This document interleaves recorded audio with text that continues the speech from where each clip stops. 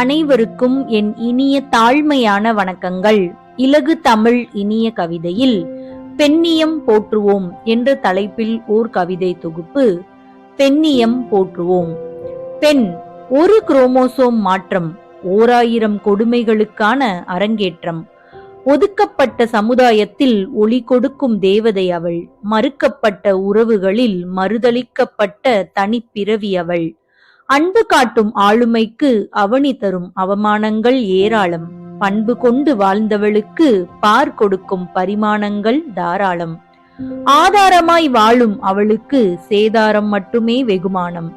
ஏந்திலையாய் மிளிரும் பெண்ணுக்கு ஏக்கங்கள் மட்டுமே சன்மானம்.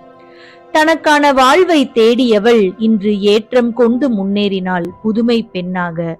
பாலூட்டி வளர்த்தவள் இன்று போர்வாள் நீட்டி முன்னேறி செல்கிறாள்.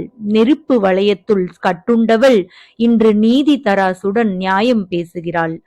அடிமை வாழ்வில் சிக்குண்டவள் இன்று அகிலம் சிறக்க உயர்ந்து நிற்கிறாள்.